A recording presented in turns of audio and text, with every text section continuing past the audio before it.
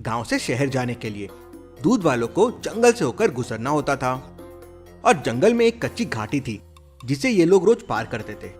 एक दिन एक दूध वाला रात होते होते शहर से गांव लौट रहा था।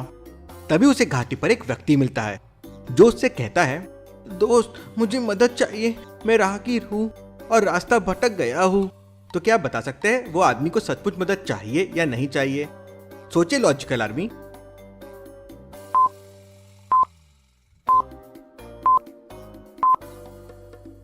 उस आदमी ने रात को चेहरे पे नकाब बांधा हुआ है, इसका मतलब जरूर कुछ गड़बड़ है।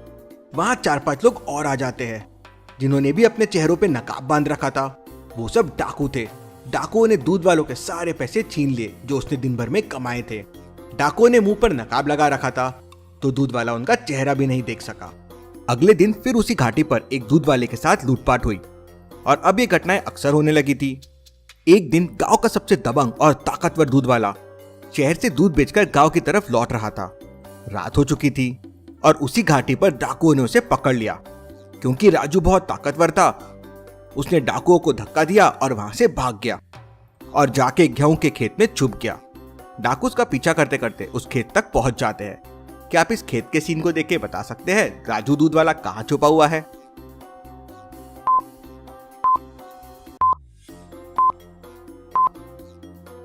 यहाँ की फसल को देखिए हल्की सी हिल रही है लेकिन बाकी जगह की नहीं हिल रही है। मतलब ये हवा से तो नहीं है, दूध वाला यहीं छुपा हुआ है। डाकू उसे ढूंढ लेते हैं, उसके सारे पैसे छीन लेते हैं और उसकी बहुत पिटाई करते हैं। ये घटना सुनकर गांव वाले सभी डर जाते हैं और शहर जाना बंद कर देते हैं।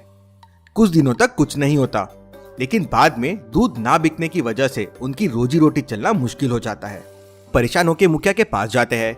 मुखिया जी एक प्लान बनाते हैं और कहते हैं, कल हम सब मिलकर उस घाटी के पास छुप जाएंगे और किसी एक दूध वाले को भेज देंगे। जैसे ही डाकू आएंगे हम उन पे हमला कर देंगे और उन्हें पकड़ लेंगे। रात को गांव के सभी अट्टे कट्टे लोग उस घाटी के पास पहुंच जाते हैं और वहीं छुप जाते हैं और प्लान के मुताबिक एक दूध वाला उस घाटी पर आता है। अपनी साइकिल पे शहर की तरफ जाना शुरू कर देता है। थोड़ी देर बाद वहां 4-5 डाकू आ जाते हैं लेकिन वो डाकू दूध वाले को देखकर समझ जाते हैं कि यहाँ कुछ गड़बड़ है, कुछ तो प्लानिंग हुई है। कैसे लॉजिकल आदमी, डाकुओं को ये कैसे समझ जाता है? क्या आप बता सकते हैं?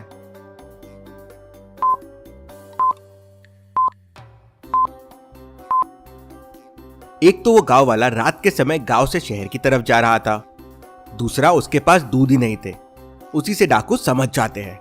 डाकू दूध वाले के सर पे जोरों से मारते हैं और इससे पहले कि गांव वाले कुछ करते, डाकू वहां से भाग जाते हैं और जंगल में गायब हो जाते हैं।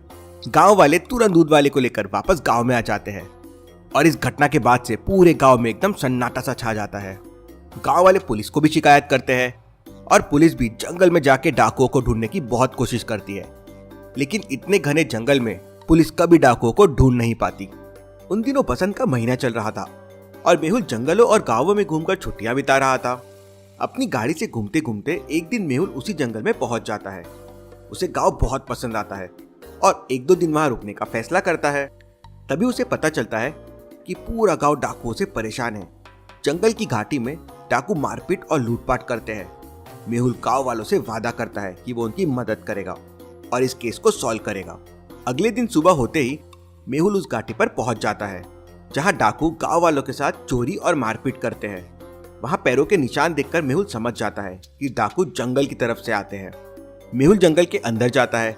तभी वहां उसे कुछ क्लूज मिलते हैं जिससे वो समझ जाता है कि डाकू इस एरिया में आते हैं और यहाँ मस्ती करते हैं। कैसे लॉजिकल आदमी, मेहुल को ये कैसे समझ जाता है?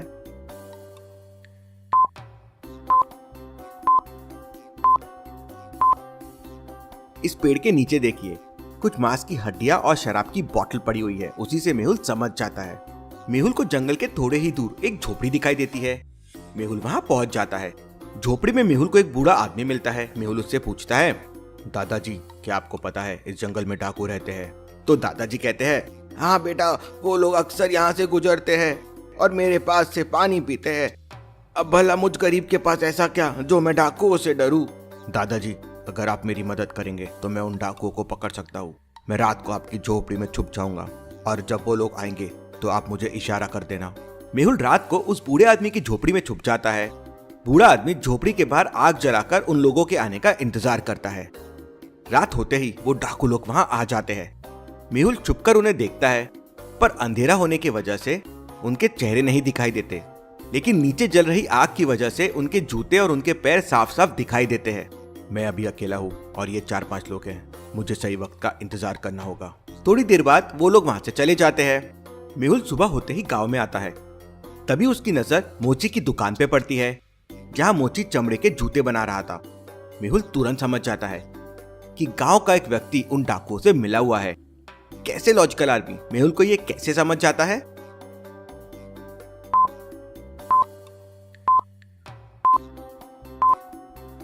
जिस तरह के जूते ये दुकान में रखे हुए थे, ठीक वैसे ही जूते रात को एक डाकू ने पहने हुए थे। मेहुल दुकान पर जाता है और मोची से कहता है, इस तरह के जूते तुमने किस किस को दिए हैं? तब मोची कहता है, सर पूरे गांव मेरे जूते पहनता है, मुझे क्या याद रहेगा? तभी मेहुल के दिमाग में एक तरकीब सूझती है, जिससे वो उन डाकुओं तक पहुंच सकता है। मेहुल अपने बैग से 500 रुपए के नोट निकालता है और उन पे नंबर लिख देता है और गांव वालों से कुछ दूध के डब्बे लेता है और रात को दूध वाला बनकर उस घाटी पे पहुंच जाता है। डाकू वहां पर आते हैं और मेहुल के सारे नोट छीन के वहां से चले जाते हैं।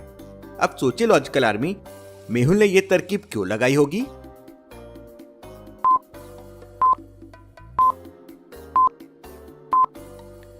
मेहुल ने सोचा अगले दिन वो गांव में जाके किसी तरह गांव वालों के पास के पैसे चेक करेगा, और अगर वो नोट किसी के पास निकला मतलब वो डाकुओं की गैंग में है। प्लान के मुताबिक अगले दिन मेहुल गांव में सस्ते मोबाइल की दुकान लगाता है। अब सस्ता मोबाइल देख के बहुत लोग वहां पे मोबाइल खरीदने आते हैं। मेहुल को जो भी पैसे आते हैं, मेहुल उसमें नंबर्स चेक करना शुरू कर देता है। तभी एक व्यक्ति मोबाइल लेने आता है और उसके बदले 500 के नोट मेहुल को देता है। नोट देखते ही मेहुल समझ जाता है कि वही नोट है जिसपे मेहुल ने नंबर्स लिखे थे।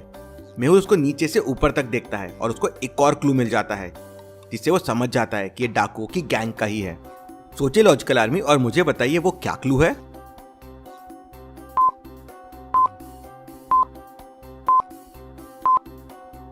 उसके जूते देखिए, ये वही जूते हैं जो उस रात उसने वो आग के पास देखे थे और फिर जूते वाले की दुकान में देखे थे। मेहुल तुरंत उसे पकड़ लेता है और सारे गांव वाले मिलकर उसकी खूब पिटाई करते हैं और फिर उसके साथियों के बारे में पूछते हैं तो वो बताता है कि जंगल के आगे एक नदी पड़ती है और नदी के पार एक खंडर है, सारे डाकू वहीं रहते हैं। मेहुल गांव वालों से कहता है, पहले मैं जाकर वहां देखूंगा और अगर इसकी बात सच निकली तो मैं आप लोगों को कॉल करूंगा, आप सब वहां पे पहुंच जाना। मेहुल पूरा जंगल पार करता है।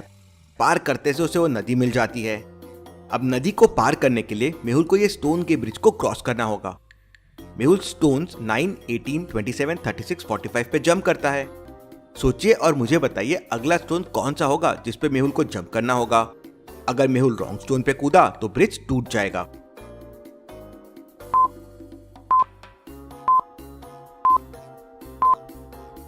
नंबर्स के बीच का डिफरेंस 9 है। 18 - 9 9, 27 - 18 9, तो 45 में 9 ऐड कर दीजिए तो नंबर हो जाएगा 54। मेहुल स्टोन 54 पे जंप करता है और नदी क्रॉस कर लेता है। उसे आगे खंडर दिखाई देता है। मेहुल अपने पास से दूरबीन निकालता है और दूर से ही खंडर को देखता है तो उसे दूरबीन में 4-5 लोग दिखाई देते हैं जिनके पास बंदूक होती है। मेहुल समझ जाता है कि ये डाकू है और गांव वालों को भी वहां बुला लेता है। मेहुल और गांव वाले डाकुओं के सोने का इंतजार करते हैं क्योंकि उनके पास बंदूकें हैं। उनके सोते ही सब मिलकर डाकुओं की बहुत पिटाई करते हैं और उनको पुलिस के हवाले कर देते हैं। Case solve, detective Mehul rocks.